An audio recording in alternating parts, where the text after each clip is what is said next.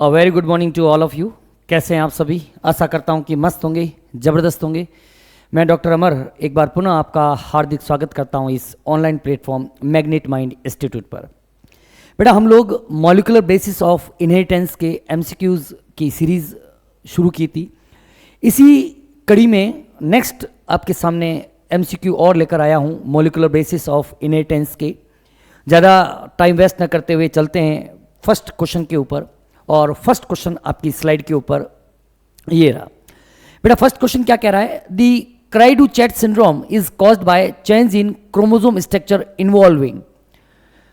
Cry-do-chat syndrome गुणसूत्रीय संरचना में किस परिवर्तन के कारण होता है? देखो बेटा, क्या होता है कि क्राई-डू-चैट सिंड्रोम है, क्राई-डू-चैट सिंड्रोम एक तरीके का जेनेटिक डिसऑर्डर है। क्या है बेटा? एक तरीके का जेनेटिक या आनुवंशिक विकार है। और यह जो आनुवंशिक विकार है, यह किसी सिग्निफिकेंट पोर्शन जो होता है क्रोमोसोम का, वह डिलीट हो जाता है क्रोमोसोम नंबर 5 से। तो उससे जो है वह क्राई-डू-चैट सिंड्रोम फैलता है क्या बेटा? बेसिकली ये अगर अपन बात करें कि क्राई-डू-चैट सिंड्रोम है क्या, देखिएगा बेटा, जो क्राई-डू-चैट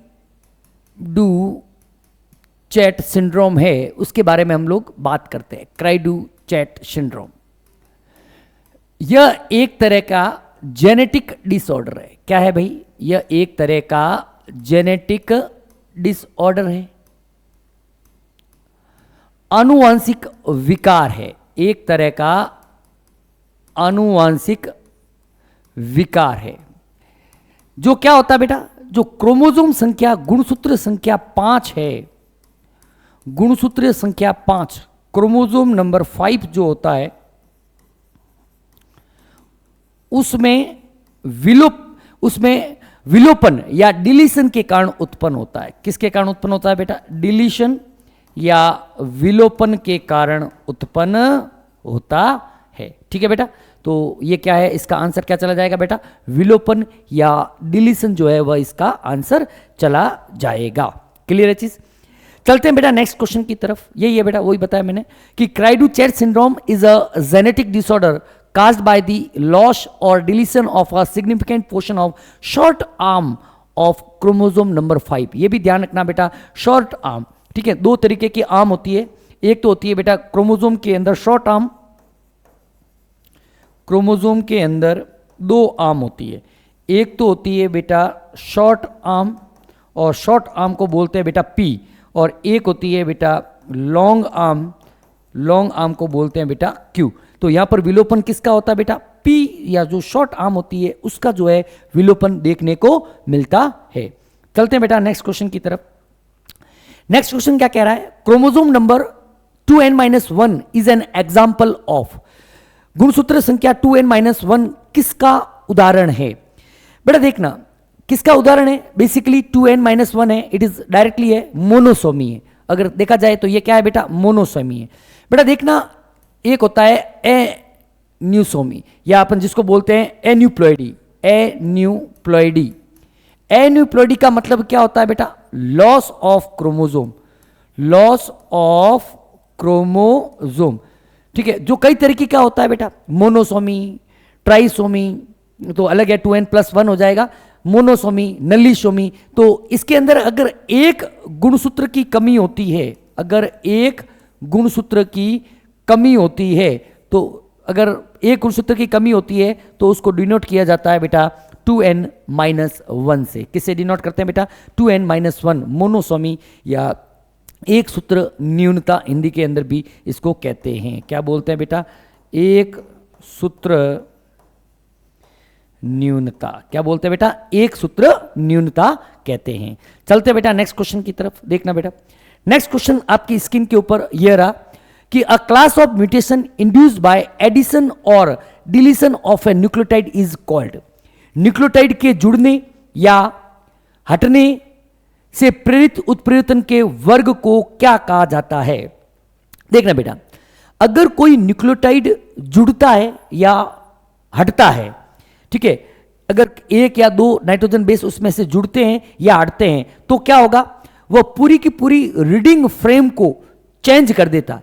जहां पर डिलीशन हुआ है, जहां पर इंसर्जन हुआ है, वहां से लेकर आगे पूरा का पूरा जो पोर्शन जो है वह चेंज हो जाता है, मतलब पूरी की पूरी फ्रेम जो है वह चेंज हो जाती है। इसलिए इस तरीके के म्यूटेशन को क्या बोलते हैं बेटा?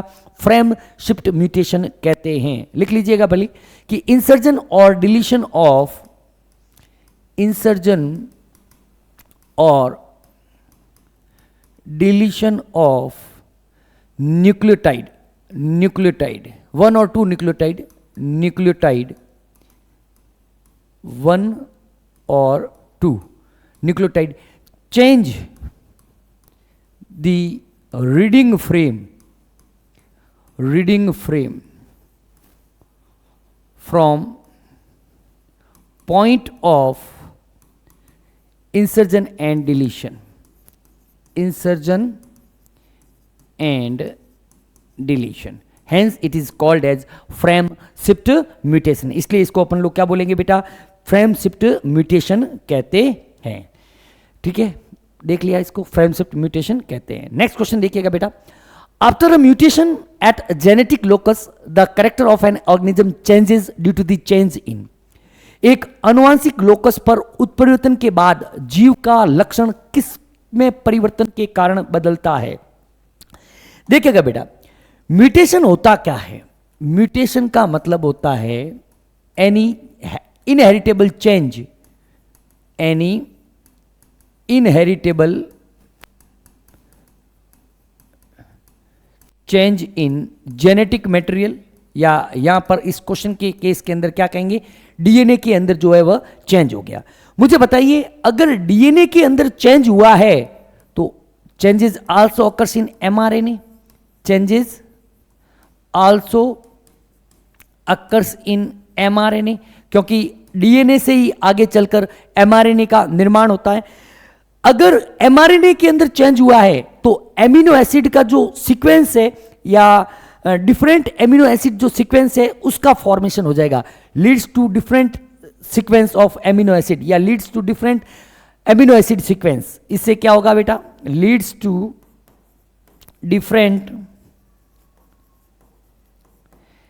एमिनो एसिड सीक्वेंस, और इसकी वजह से क्या हो जाएगा बेटा?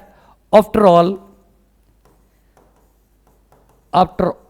All change in protein structure, protein के स्ट्रक्चर के अंदर क्या हो जाएगा बेटा? चेंज हो जाएगा। ठीक है बेटा, तो इस क्वेश्चन का आंसर क्या चला जाएगा बेटा? म्यूटेशन की वजह से क्या चेंज हो जाता है बेटा? प्रोटीन की जो संरचना होती है वह आफ्टर ऑल या अंतिम रूप से प्रोटीन की जो संरचना है वह परिवर्तित हो जाती है। क्लियर है? चलते हैं बेटा नेक्स्ट क्वेश्चन की तरफ। नेक्स्ट क्वेश्चन आपकी स्क्रीन के ऊपर यह रहा, DNA fingerprinting was invented by. DNA fingerprinting बहुत ही मॉलिक्यूलर बायोलॉजी या बायोटेक का एक कॉमन टॉपिक है, मॉलिक्यूलर बायोलॉजी या बायोटेक का कॉमन टॉपिक है डीएनए फिंगरप्रिंटिंग।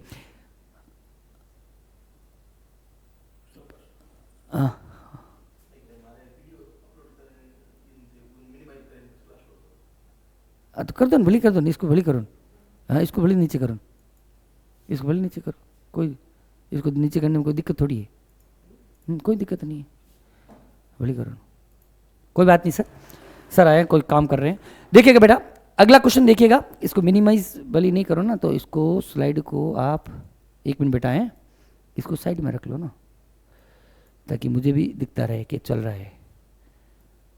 इसको साइड में रख लो, और आपको नेट खोलना है ना, क्रोम।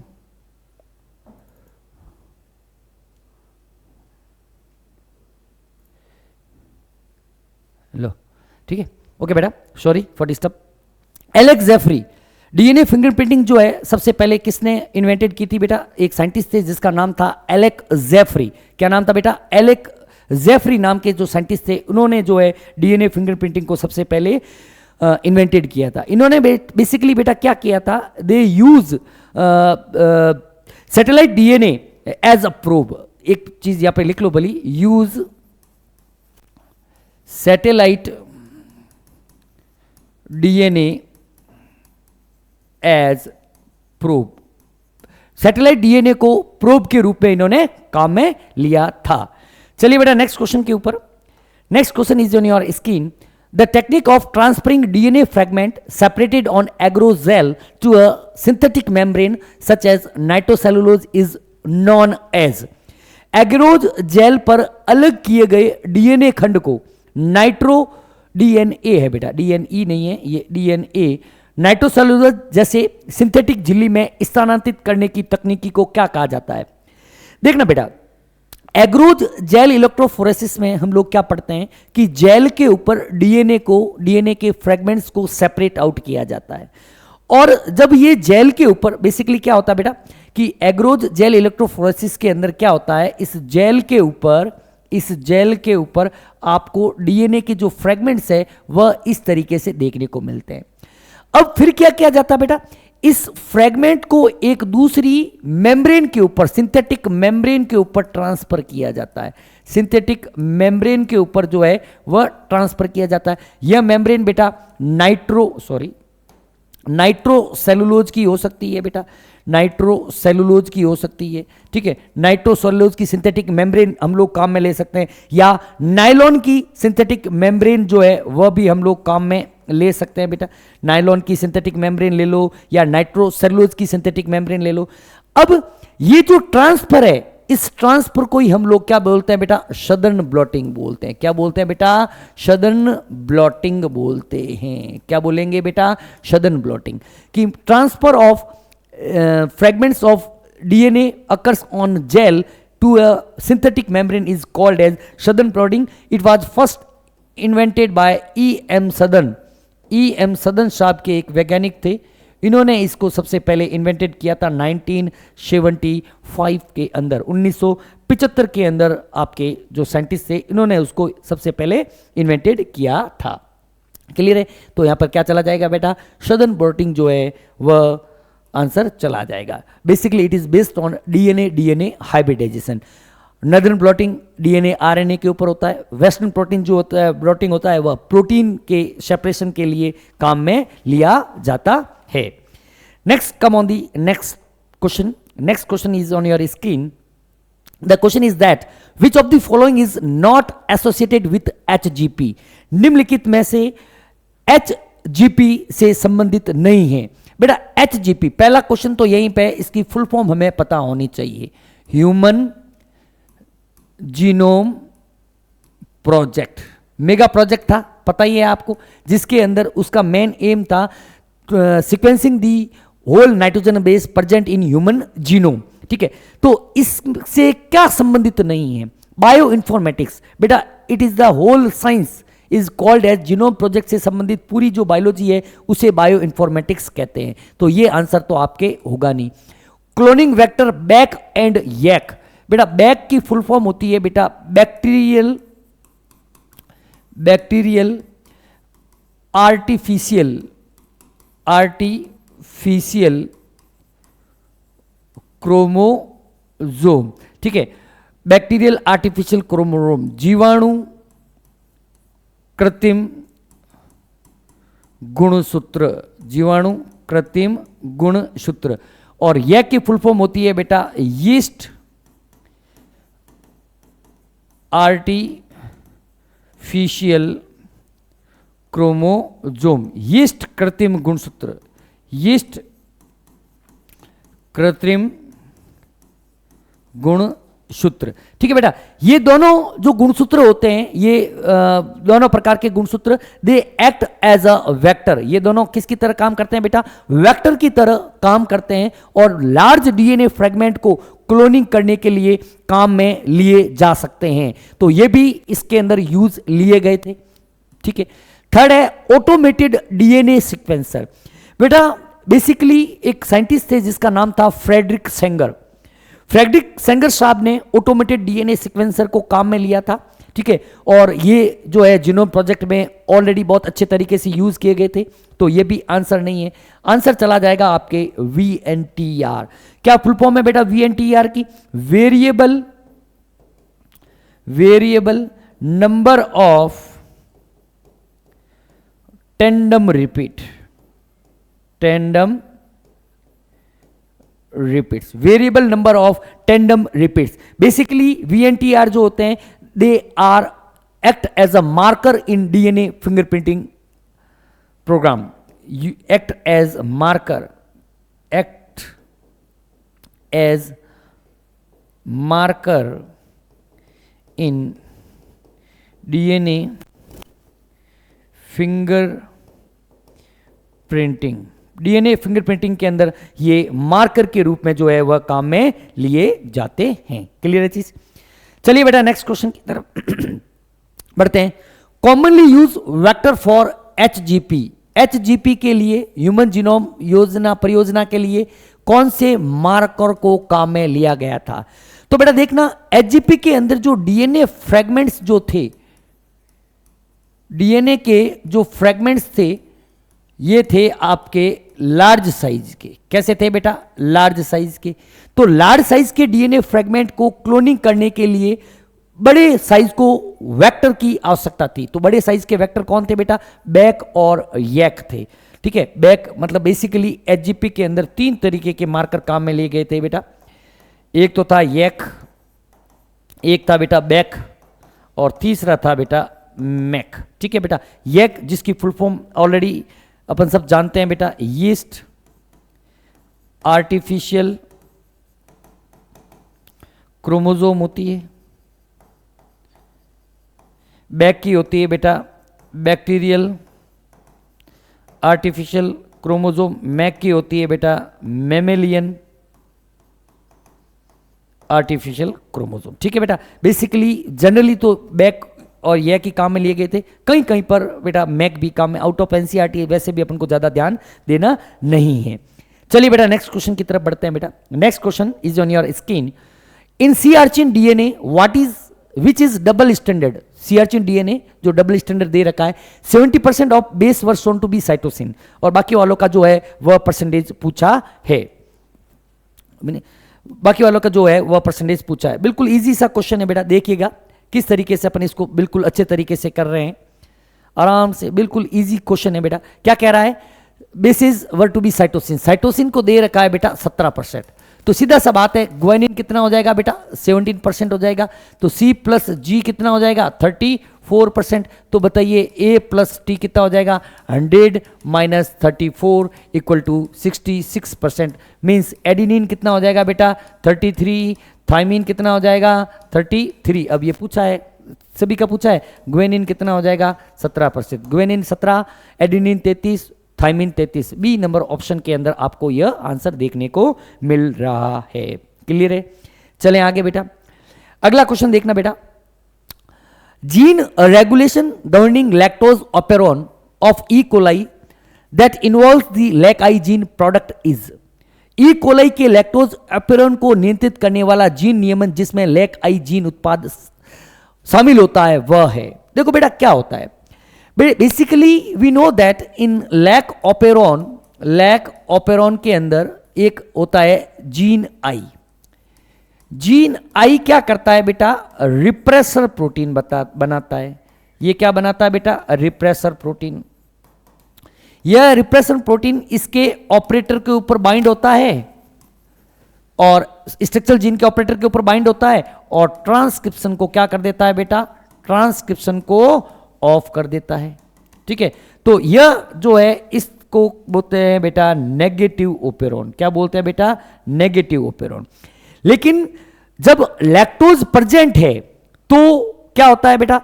यह रिप्रेसर प्रोटीन जो है वह इनएक्टिव हो जाता है। इसलिए बेसिकली अगर इसको कहा जाए कि ओपेरॉन कैसा होता है बेटा, यह ओपेरॉन होता है नेगेटिव इंड्यूसिबल ओपेरॉन। कैसा होता है बेटा? नेगेटिव इंड्यूसिबल टाइप का जो ओपेरॉन है वह आपको देखने को मिलता है। तो जहां पर भी इस तरीके का ऑप्शन लिखा हुआ है वो ही आपका क्या हो जाएगा बेटा? आंसर हो जाएगा। Negative and inducible because repressor protein prevent transcription. Negative and repressor because repressor protein prevent, दोनों एक जैसे कैसे? रिप्रेसिबल नहीं है ना, इंड्यूसिबल। फर्स्ट ऑप्शन ही जो है वह आपका आंसर चला जाएगा। क्लियर है बेटा? चलते हैं बेटा नेक्स्ट क्वेश्चन की तरफ। Next question is in your screen, that is the explanation which is already explained by me. The movement of a gene from one linkage group to another is called. एक gene का एक संलग्नता समूह से दूसरे में जाना क्या कहलाता है? बेटा बहुत ही अच्छा क्वेश्चन है, ध्यान रखना। बेटा देखना, दो चीजें होती है, एक होता है क्रॉसिंग ओवर और एक होता है ट्रांसलोकेशन। दोनों में डिफरेंस आपको समझ में आना चाहिए। बेटा क्रॉसिंग ओवर जो होता है वह तो हमेशा होमोलोगस क्रोमोसोम के बीच में होता है, जबकि ट्रांसलोकेशन जो होता है वह बिटवीन नॉन होमोलोगस क्रोमोसोम की बात करेंगे। तो ये लिंकेज ग्रुप की बात कर रहा है, लिंकेज ग्रुप हमेशा नॉन होमोलोगस की ऊपर होंगे। क्या movement of gene from one linkage group to another, that is called as translocation. ठीक है, क्रॉसिंग ओवर जो होता है, क्रॉसिंग ओवर सीओ जो होता है अकर्स बिटवीन होमोलोगस क्रोमोसोम। किसके बीच में होता है बेटा? होमोलोगस क्रोमोसोम के बीच में होता है। ये चीज आप लोग ध्यान रखिएगा, क्योंकि आप लोग कई बच्चे कंफ्यूज हो सकते हैं कि सर यहाँ पर क्रॉसिंग ओवर भी तो क्वेश्चन के अंदर दे रखा, ऑप्शन के अंदर दे रखा, ये आंसर नहीं हो सकता। नहीं बेटा, ये आंसर जो है वह नहीं होगा। चलिए बेटा नेक्स्ट क्वेश्चन देखिएगा बेटा। विच of the following biomolecule does have a फास्फोडाइएस्टर bond? बेटा फास्फोडाइएस्टर बॉन्ड की बात कर रहा है। निम्नलिखित में से किस जैव अणु में फास्फोडाइएस्टर बंध जो है वह पाया जाता है? पहले बात तो अपन को पता होना चाहिए कि फास्फोडाइएस्टर बंध होता किस में है। और अपन सभी जानते हैं कि जो फास्फोडाइएस्टर बेटा बंध होता है वह न्यूक्लियोटाइड्स के बीच में होता है। किसके बीच में होता है? Between nucleotides, occurs between nucleotides, occurs between nucleotides. Nucleotides के बीच में जो है वह फास्फोडाइएस्टर बॉन्ड पाया जाता है, और ये मिलकर क्या बनाते हैं बेटा? ये मिलकर आपके पॉलीन्यूक्लियोटाइड का निर्माण करते हैं। तो यही पूछ रहा है किसके बीच में? Nucleic acid in nucleotide. Option number A की जो है वह आपका आंसर हो जाएगा। फैटी एसिड इन डाइग्लिसराइड, कोई बता सकता है बेटा कौन सा बॉन्ड होता है? Fatty acid in diglyceride. एक डाइग्लिसराइड में वसा अम्ल के बीच में कौन सा बंध पाया जाता है? कौन सा बंध होता है बताइए भाई? एस्टर बॉन्ड होता है भाई लोगों। कौन सा बॉन्ड होता है बेटा? एस्टर बॉन्ड, जिसको हिंदी के अंदर भी एस्टर बंध के नाम से जानते हैं, एस्टर बंध पाया जाता है। मोनोसेक्राइड इन पॉलीसेक्राइड, कौन सा बंध होता है बताइए? बताइए। N glycosidic bond. कौन सा होता है बेटा? एन ग्लाइकोसाइडिक बॉन्ड जो होता है वह पाया जाता है। एन ग्लाइकोसाइडिक बंध जो है वह देखने को मिलता है। अगला क्या कह रहा है बेटा? Amino acid in a polypeptide, कौन सा बॉन्ड होता है बताइए? अरे बताओ भाई। अरे बिल्कुल सही, कौन सा बॉन्ड होता है? पेप्टाइड बॉन्ड होता है। कौन सा बॉन्ड होता है बेटा? पेप्टाइड जो है बंध जो है वह एमिनो एसिड के बीच में पाया जाता है। ठीक है बेटा, चलते बेटा नेक्स्ट क्वेश्चन की तरफ। Which one of the following is not applicable to RNA? निम्नलिखित में से कौन सा आरएनए पर लागू नहीं होता? मैंने बेटा पहले भी बता चुका हूं, कभी भी कोई भी क्वेश्चन के अंदर सत्य है, असत्य है, गलत है, सही है, उसको पहले आप लोग सर्किल कर दो या अंडरलाइन कर लो। देखते हैं कौन सा जो है वह आरएनए के ऊपर लागू नहीं होता है। बेटा पहला ही जो ऑप्शन है चारगाप रूल। अपन सब जानते हैं कि जो चारगाप रूल होता है applicable only on dsDNA. Double standard जो डीएनए होता है द्विरज्जु की डीएनए पर ही लागू होता है। किस पर लागू होता है बेटा? द्विरज्जु की डीएनए पर लागू होता है। केवल और केवल किस पर लागू होता है? द्विरज्जु की डीएनए पर। कॉम्प्लीमेंट्री बेस पेयरिंग, पूरक क्षार युग्मक आरएनए पर लागू होता है। 5' फॉस्फोरिल और 3' हाइड्रोक्सिल सिरे डीएनए में भी होते हैं, आरएनए में भी होते हैं। एट्रोसाइक्लिक नाइट्रोजन बेस जो है एट्रोसाइक्लिक विषम वलय वाली संरचना होती है उसमें भी लागू होता है। आरएनए के ऊपर कौन सा लागू नहीं होगा बेटा? चारगाप का जो नियम होता है वह आरएनए के ऊपर लागू नहीं होता। नेक्स्ट क्वेश्चन देखिएगा बेटा। Satellite DNA is important because of, इसको ऐसे कर लेना, ये आपके चल रहा है। सैटेलाइट डीएनए किसका डाल दिया? तो आप मेरे डाल रहे हो, कौन सा वाला है?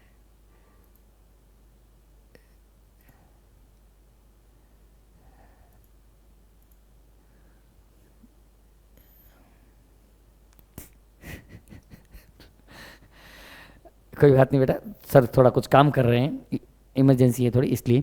सैटेलाइट डीएनए महत्वपूर्ण है, क्यों है क्योंकि पहले तो बेटा पढ़ते हैं कि सैटेलाइट डीएनए होता क्या है। बेटा सैटेलाइट जो डीएनए होता है, it form a large portion of human genome. Satellite DNA जो होता है, अपन कुछ सैटेलाइट डीएनए के बारे में कुछ पॉइंट्स बताता हूं मैं आपको। पहला पॉइंट तो ये ध्यान रखिएगा, it forms a large portion of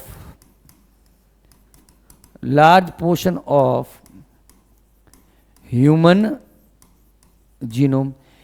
genome के लार्ज पोर्शन को जो है वह बनाता है। इसके द्वारा किसी भी प्रकार के प्रोटीन को कोड नहीं किया जाता। Do not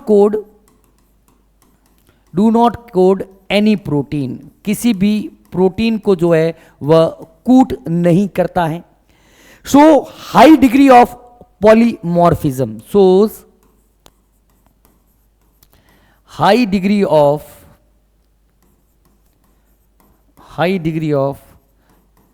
polymorphism। इनके द्वारा बहुत ही ज्यादा जो है पॉलीमॉर्फिज्म को शो अप किया जाता है। रिपीटेटिव सीक्वेंस होती है जो इनहेरिटेबल होती है। अगला पॉइंट ध्यान रखना बेटा, रिपीटेटिव डीएनए सीक्वेंस होती है। अगला पॉइंट देखिएगा, इनहेरिटेबल होता है। कैसा होता है बेटा? इनहेरिटेबल होता है, ठीक है, मतलब अगली पीढ़ी के अंदर भी जाएगा। फंडामेंटल बेसिस ऑफ, अगला एक पॉइंट और देख लो, fundamental basis of, it is the fundamental basis of DNA fingerprinting. DNA fingerprinting का यह फंडामेंटल बेसिस होता है। तो ये अपन को, हम लोगों को सैटेलाइट डीएनए के बारे में पूरी जानकारी होनी जरूरी है। अब आते हैं इस क्वेश्चन के ऊपर। Satellite DNA is important because it codes for enzyme needed for DNA replication. नहीं बेटा, ऐसा भी अपन ने कुछ भी नहीं पढ़ा। Code for protein needed in cell cycle, नहीं, किसी भी तरह के प्रोटीन को कोड नहीं करता है। Show high degree of polymorphism in population and also the same degree of polymorphism in individual which is heritable from parent to children. तो यही जो है वह आंसर आपको हो जाएगा। ऑप्शन क्या हो जाएगा? थर्ड। प्रोटीन को कूट नहीं करता और समष्टि के सभी सदस्यों में समान नहीं रहता बेटा। समान रहेगा तो डीएनए फिंगरप्रिंटिंग कहां से होगी? क्या रहेगा बेटा? असमान जो है अलग अलग होगा। क्लियर है चीज? चलते बेटा नेक्स्ट क्वेश्चन की तरफ देखिएगा बेटा। Next question is on your screen. Identify the correct order of organization of genetic material from largest to smallest. बहुत ही अच्छा क्वेश्चन है, इंपॉर्टेंट क्वेश्चन है, ध्यान रखिएगा बेटा।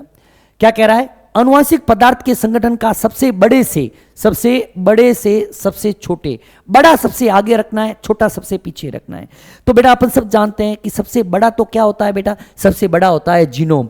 तो जीनोम यहाँ पे है नहीं, यहाँ है नहीं। जीनोम के बाद क्या आता है? आता है गुणसूत्र। जीनोम के बाद क्या आएगा? गुणसूत्र। गुणसूत्र के बाद छोटा कौन होगा? जीन। और जीन से छोटा कौन होगा बेटा? न्यूक्लियोटाइड। तो आंसर क्या चला जाएगा बेटा? फोर्थ जो है वह आपके आंसर चला जाएगा। चलिए नेक्स्ट क्वेश्चन की तरफ। Next question is on your screen. Which of the following is required as inducers of the expression of lac operon. Lac operon की अभिव्यक्ति के लिए इंड्यूसर के रूप में निम्नलिखित में से किसकी आवश्यकता होती है?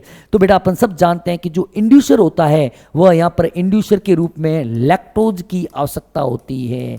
किसकी आवश्यकता होती है बेटा? लैक्टोज शुगर की आवश्यकता होती है। बिल्कुल अपन ने जब भी पढ़ा था लैक ऑपेरोन को, उस समय थ्योरी क्लास के अंदर अच्छी तरीके से एक्सप्लेन किया था कि जो लैक्टोज जो है it act as a substrate for enzyme beta galactosidase and also act as inducer here. ठीक है, it bind to the repressor protein, repressor protein के साथ बाइंड हो जाता है और ट्रांसक्रिप्शन को जो है वह स्टॉप कर देता है। ठीक है, लिखना है पॉइंट तो लिख लो। लैक्टोज के बारे में पॉइंट लिखना है तो लिख लो बेटा। लैक्टोज क्या है? Acts as substrate for enzyme beta galactosidase and also acts as inducer के रूप में भी काम करता है और बीटा गैलेक्टोसाइडेज एंजाइम के सबस्ट्रेट के रूप में भी काम में करता है। दूसरा पॉइंट क्या है, it bind to the repressor protein. ये क्या करता है बेटा, it binds to the repressor protein and thereby preventing the binding of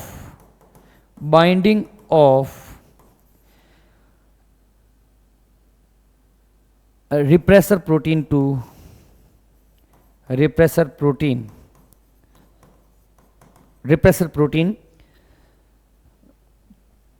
operator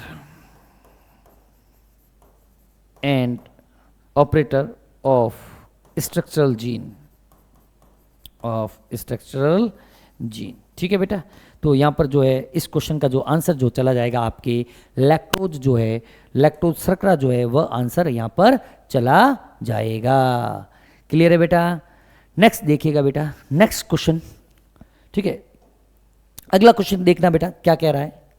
अगला क्वेश्चन आपकी स्क्रीन के ऊपर ये रहा, a complex of ribosome attach to a single strand of RNA is known as. एक आरएनए के एकल रज्जुक से जुड़े राइबोसोम के जटिल को क्या कहा जाता है। अच्छा क्वेश्चन है बेटा, 11th भी इसके अंदर ऐड की हुई है, ठीक है बेटा। एक मिनट, 11th वाला भी कॉन्सेप्ट यहां पर ऐड कर दिया है बेटा। क्या होता है देखना,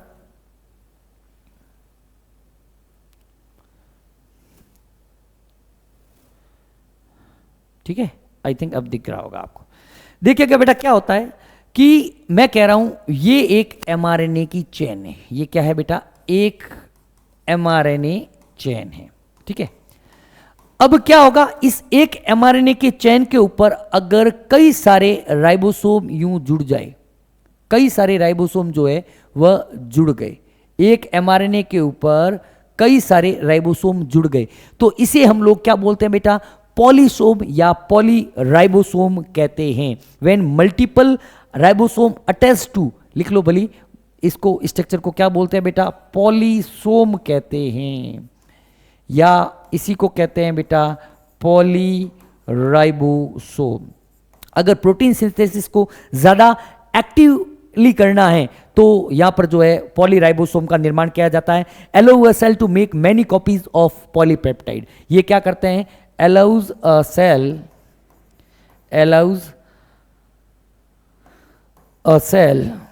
to make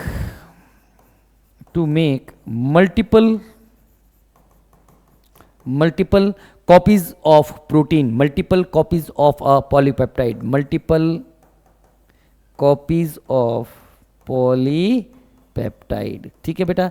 तो आंसर यहां पर क्या चला जाएगा बेटा, पॉलीसोम जो है आंसर चला जाएगा। क्लियर है। अपन सब जानते हैं पॉलीमर का मतलब तो होता है बेटा बहुलक होता है, ठीक है। क्या होता है बेटा, बहुलक। पॉलीपेप्टाइड तो अपन सब जानते हैं किससे बनते हैं बेटा, एमिनो एसिड के जुड़ने से बनते हैं, एमिनो एसिड के जुड़ने से बनते हैं, ठीक है। ओकाजाकी फ्रैगमेंट क्या होता है बेटा, लेगिंग स्ट्रैंड पर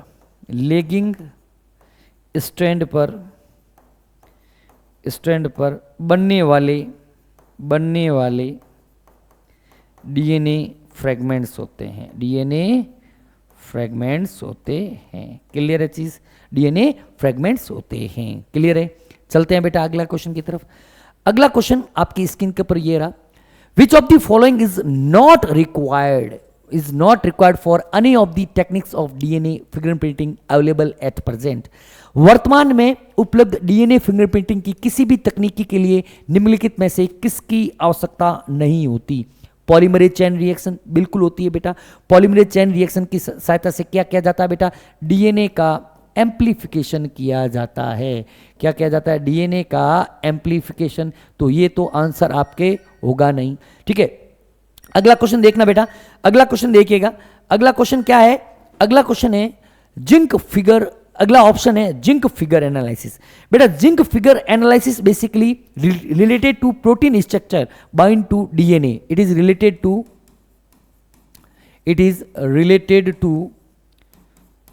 प्रोटीन स्ट्रक्चर बाइंड्स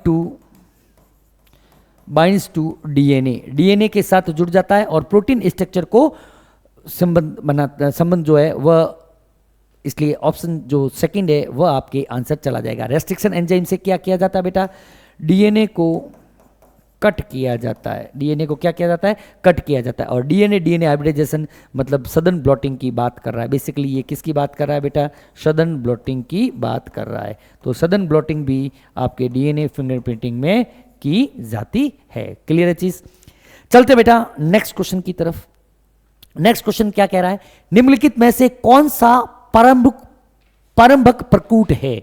निम्नलिखित में से कौन सा प्रारंभिक प्रकूट है, या which one of the following is the start codon. Start codon अपन सब जानते हैं कौन सा होता है बेटा, AUG होता है। जो किसको कोड कर रहा है बेटा, वो कोड करता है मिथियोनिन को। अपन सब जानते हैं, देखना बेटा, एक तो होता है स्टार्ट कोडोन। स्टार्ट कोडोन होता है AUG। किसको कोड करता है बेटा, कोड करता है आपके मिथियोनिन को। फिर होते हैं बेटा स्टॉप कोडोन।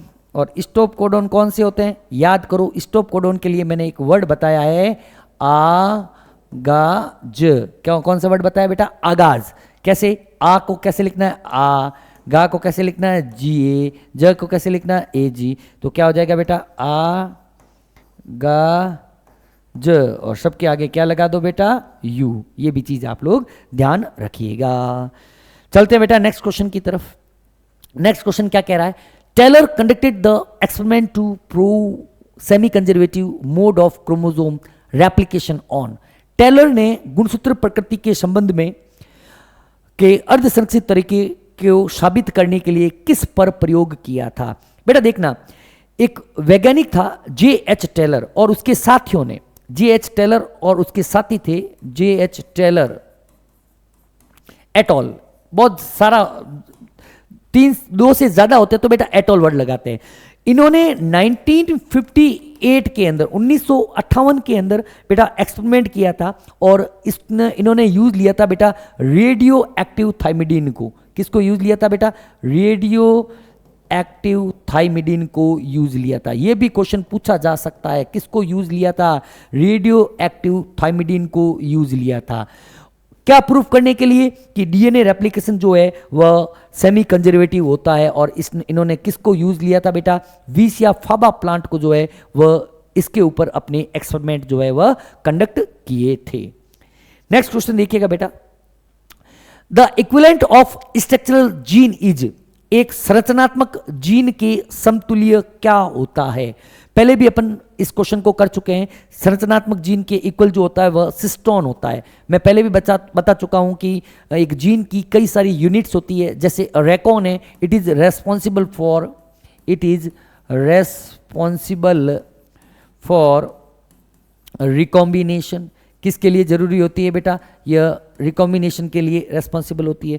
म्यूटॉन जो होती है, it is responsible for mutation. किसके लिए होती है बेटा, म्यूटेशन के लिए। और सिस्टोन जो होती है, it is responsible for making protein. Protein को बनाने के लिए रेस्पॉन्सिबल होती है। तो स्ट्रक्चरल जीन के इक्वल कौन सा होती है बेटा, सिस्टोन जो है वह होता है। सॉरी। नेक्स्ट क्वेश्चन देखना बेटा, बैक्टीरिया में निम्नलिखित में से कौन सा आरएनए संरचनात्मक आरएनए के साथ साथ राइबोजाइम के रूप में भी कार्य करता है। बेटा अपन सब जानते हैं कि जो बैक्टीरिया होता है, बैक्टीरिया के अंदर राइबोजाइम को अपन कह सकते हैं बेटा कैटालिटिक आरएनए। क्या कहते हैं बेटा, कैटालिटिक आरएनए कहते हैं। कौन सा होता है बेटा, 23S rRNA। In bacteria 23S rRNA in large सब यूनिट। इस पॉइंट को लिखिएगा बेटा, इस पॉइंट्स को लिखना बेटा, इन bacteria 23S rRNA in large subunit of ribosome, in large subunit of ribosome और लार्ज सब यूनिट कौन सी होती है बेटा बताओ प्रोकैरियोटिक सेल के अंदर? वह होती है, आपको पढ़ाई हुई है बेटा, कौन सी होती है? 50S जो होती है, acts as ribozyme, acts as ribozyme की तरह जो है वह काम करती है। ठीक है बेटा, तो इसका आंसर क्या चला जाएगा बेटा? 23S rRNA is the answer. ये देखो बेटा, इन bacteria the 23 rRNA in the largest subunit of ribosome acts as ribozyme. It catalyzes the formation of peptide bond during translation. ये भी लिख लो भली, it catalyze the, यहाँ पे लिख लो, catalyze the peptide bond formation, peptide bond formation, peptide bond के formation को क्या करता है बेटा? कैटेलाइज करता है। ठीक है बेटा, आज की क्लास में इतना ही। ठीक है, आराम से इसको और आगे भी अपन लोग कवर अप करेंगे। तब तक के लिए thank you very much, have a nice day.